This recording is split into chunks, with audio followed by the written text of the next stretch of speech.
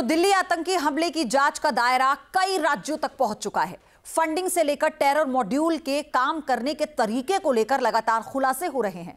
अल फलाह university के अलावा उत्तर प्रदेश के कई संदिग्ध डॉक्टर्स भी एजेंसियों की रडार पर हैं।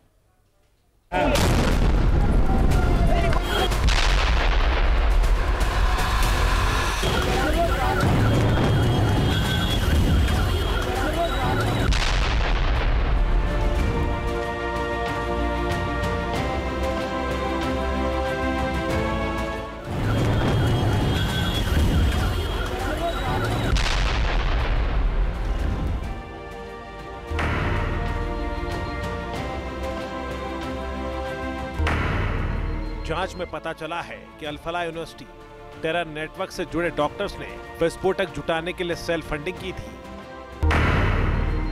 सूत्रों के मुताबिक टेरर फंड में डॉक्टर अदील ने 8 लाख, डॉक्टर मुजफ्फर अहमद ने 6 लाख, डॉक्टर मुजम्मिल ने 5 लाख, डॉक्टर शाहीन ने 5 लाख और डॉक्टर उमर ने 2 लाख रुपए जमा किए थे। डॉक्टर गैंग ने कुल 26 लाख रुपए कैश में जमा किए थे। बाद में पूरा फंड डॉक्टर उमर को दे दिया था। उमर ने ही जरूरत और काम के हिसाब से फंड का इस्तेमाल किया। टेरर फंड में जमा किए हुए लाखों रुपए को लेकर डॉक्टर मुजम्मिल और डॉक्टर उमर के बीच में विवाद भी हुआ था।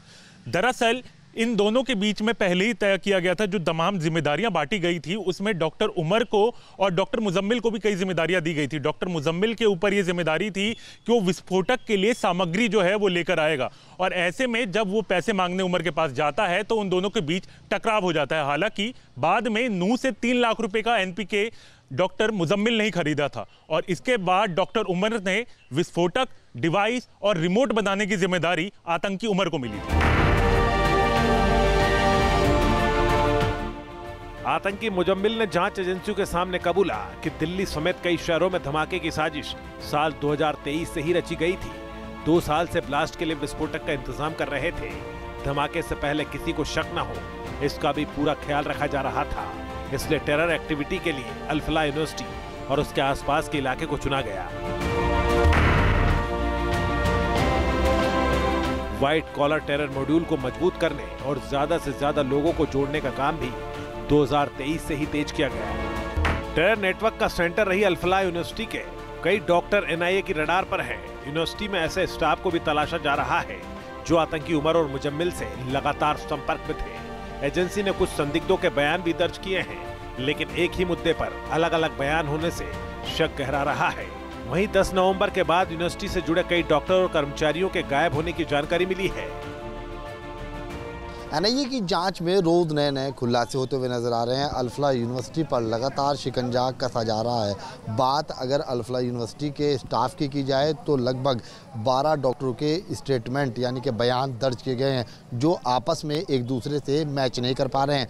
वहीं 10 नवंबर की अगर बात की जाए, जब दिल्ली लाल किले के सामने ब्लास्ट हुआ था, तो उसके बाद यहाँ के लगभग 10 से ज़्यादा डॉक्टर जो हैं वो हॉस्पिटल छोड़कर भाग चुके थे, जिन डॉक्टरों को संदिग्ध माना जा रहा है। हालांकि अब उन डॉक्टरों की भी तलाश है। साथ ही साथ जिस अकाउंट में 2 लाख रुपए से ज़्यादा उन डॉक्टरों के पाए गए हैं, ऐसे सूत्र बता रहे हैं कि उन अकाउंट को भी फ्रीज कर दिया गया है और उन डॉक्टरों की जो चैट है उसको भी खंगाला जा रहा है। दिल्ली धमाके की जांच कर रही एनआईए अब टेरर मॉड्यूल के सबसे अहम किरदार मुजम्मिल, अदील और शाहीन से एक साथ पूछताछ करने की तैयारी भी कर रही है। इसका मकसद पूरे टेरर नेटवर्क का पर्दाफाश करना है।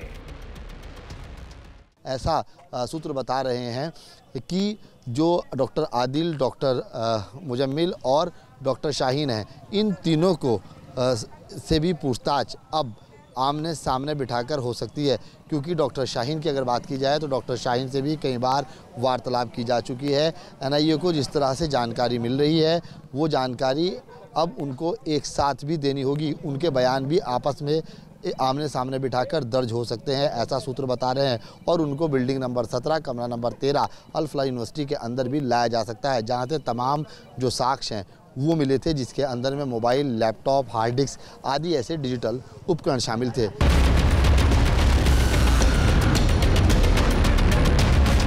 व्हाइट कॉलर टेरर का जाल कश्मीर से लेकर हरियाणा और यूपी तक फैला हुआ है। अलग अलग शहरों से हुई गिरफ्तारियों के बाद एजेंसियों के रडार पर उत्तर प्रदेश के कई संदिग्ध डॉक्टर हैं, इसलिए यूपी एटीएस भी लगातार एक्टिव है और कई डॉक्टरों से पूछताछ किए जाने की खबर है।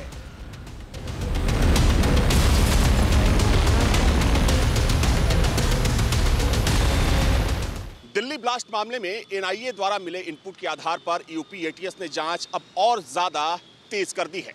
इस मामले में यूपी एटीएस ने 10 से ज्यादा डॉक्टरों से पूछताछ की है। ये सभी डॉक्टर सहारनपुर, नोएडा, अलीगढ़, मुरादाबाद, संभल और बहराइच के रहने वाले हैं। वहीं मुरादाबाद के 3 ऐसे डॉक्टरों का नाम भी सामने आया है जिनकी गतिविधियां काफी संदिग्ध पाई गई हैं। बताया जा रहा है कि दिल्ली ब्लास्ट से पहले ये फरीदाबाद गए हुए थे। वैसे में यूपी एटीएस ने इन तीनों डॉक्टरों को एटीएस मुख्यालय पूछताछ के लिए बुलाया है। गौरतलब है कि एनआईए की जांच में ये बात सामने आ चुकी है कि डॉक्टर शाहीन, जो कि इस पूरे मॉड्यूल को ऑपरेट कर रही थी, उसने उत्तर प्रदेश में स्लीपर सेल की तर्ज पर डॉक्टर सेल बनाने का फैसला किया था और उसकी प्लानिंग भी वो कर रही थी।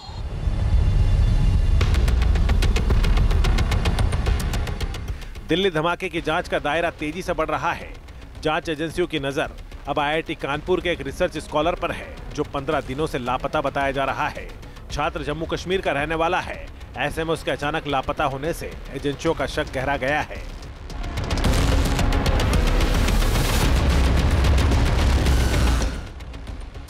आतंक के व्हाइट कॉलर मॉड्यूल की कड़ियां एक के बाद एक कई शहरों से जुड़ रही हैं। आतंकी डॉक्टर्स ने कितने लोगों को अपने साथ जोड़ा था, इसकी तह तक जाना एजेंसियों के लिए सबसे बड़ा टास्क है।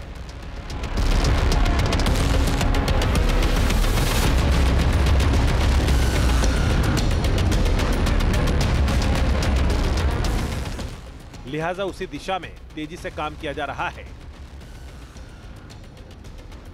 T news nation.